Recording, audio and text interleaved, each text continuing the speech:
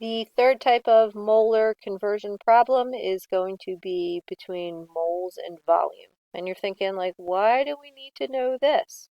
That is because you can't always weigh something. Like helium, for instance, less dense than air. Okay, it weighs 4 grams per mole. How much do 2 moles of helium weigh? Well, that would be 4 moles, or sorry, 4 grams per mole by 2 moles. So 2 moles times 4 grams per mole. Oh, it would be 8 grams, no problem. Well, how do you weigh that out? How do you put the balloon on the scale and let go? What's going to happen? That balloon's going to float up into the air. Oh, I got it, Miss Levin. Why don't you put like a piece of tape on the scale and see how much negative? No, that's just basically a difference in density. Well, what if you put the scale on the ceiling? Please, absolutely not. You cannot weigh something that is less dense than air, okay? So what we have to do is we have to account for how much space it has.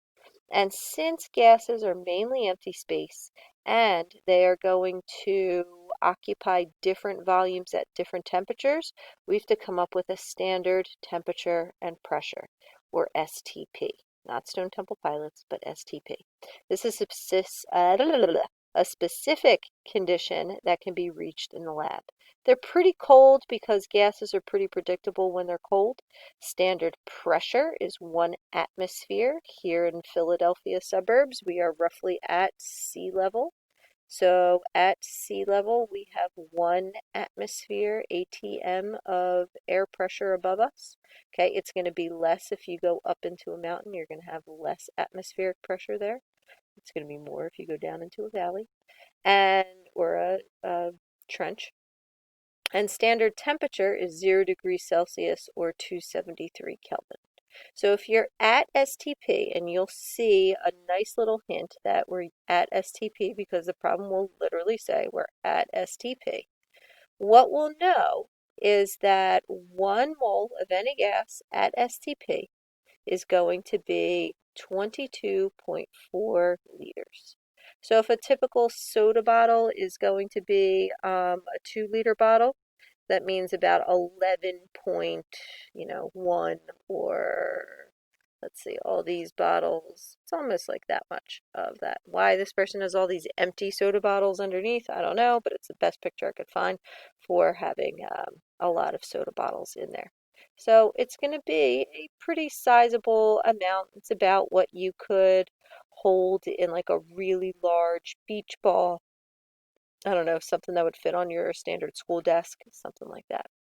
So with that in mind, we have a new conversion factor. So we can use that to convert how many moles is 145.6 liters of oxygen gas, and here you go, at STP. So if you see this at STP, you know that you can use your molar conversion factor conversion. All right, so 145.6 liters, we want to know how many moles. We're going to use our molar volume at STP.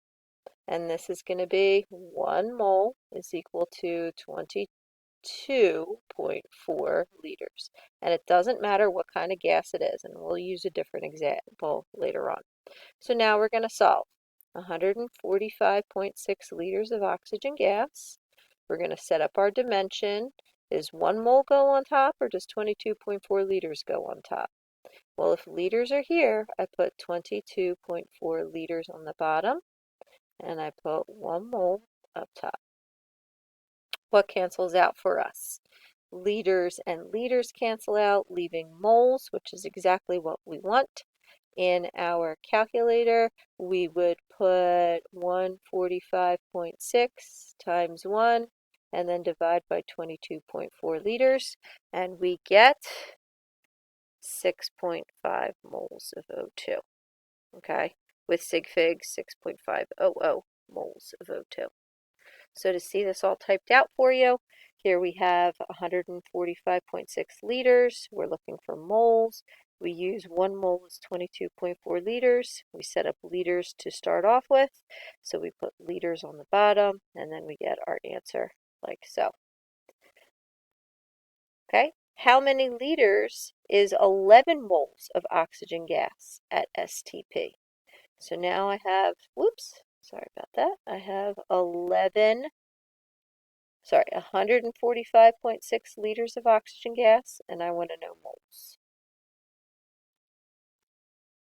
Did I go too far ahead? I did. I'm sorry. Here we go. This is why I said 11.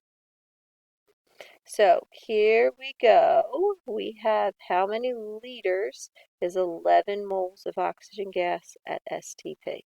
So I have 11 moles of O2. I want to know liters of O2. And what this does is this uses molar volume again. And my molar volume is 1 mole equals 22.4 liters. So when I solve, I start with my given, 11 moles of O2, and I put my conversion factor so that moles cancel out. So if moles are on top, I put 1 mole on the bottom and 22.4 liters of O2 on top. So I get moles and moles to cancel out. Liters is my unknown, so I have liters of O2. Then I put it in the calculator. 11 times 22.4 divided by 1, that equals 246.4 liters. Easy peasy, lemon squeezy. All right, so we have 11 moles. We are looking for liters. I use 1 mole is equal to 22.4 liters because I am at STP. And then I put 11 moles as my starting point. You always start with your given. And you divide by your 1 mole of O2, and you get your 246.4 liters. So if you can't, or you don't find it easy to have your moles here and rationalize it that way, you might have to look and draw your own mole roadmap. And the way that you do that is by getting out a blank piece of paper, push pause, I'll wait. Hey, you're back. And you have that blank piece of paper and a pencil or a pen, and you're going to draw your moles in the center. You're going to have a unit over here, a unit over here, and a unit up here. So down on this bottom left is what we did first, mass in grams. On the bottom right over here are going to be your particles, and we have 3 different kinds. We have molecules, atoms, or formula units. And up here we have our volume, specifically at STP, and we measure that in liters. So what we do is we're going to convert away from moles and towards moles. Away from moles, towards moles. Away from moles, towards moles. And what we see is the same type of things with our conversion factors. Okay, so for mass, we use molar mass to do that. If I leave mole, I'm going to have mole under foot. I want to cancel it out. So I'm going to put molar mass as my numerator. If I want to leave mass, I'm going to have mass underfoot. And what will be on my horizon? 1 mole. I'll see it coming up in the distance. So that's a nice, easy way to remember it. So the same thing's true for particles and for volume. If I leave mole, 1 mole is on the bottom. Whoa, my particles are going to be on top. So this is going to be Avogadro's number, which is 6.02 times 10 to the 23rd. If I leave particles, it's the opposite conversion factor. Avogadro's number goes on the bottom, and 1 mole is on my horizon, just like this is a horizon right here. And then lastly, with my molar volume, okay, if I leave moles, 1 mole is underfoot.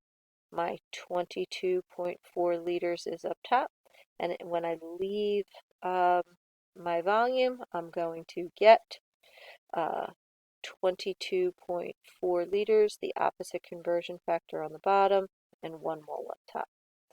And if you practice doing this a couple of times, you should be able to follow the patterns of canceling out your units and having things in numerators and denominators. Okay, so if you want to see the conversion mole roadmap again, it's the exact same thing. Okay, you leave mass, you have mass underfoot. You leave mole, you have mole underfoot. You leave moles, you have mole underfoot. You leave particles, you have particles underfoot. Same thing with our volume right here. And that's how we convert molar volume and draw a mole roadmap.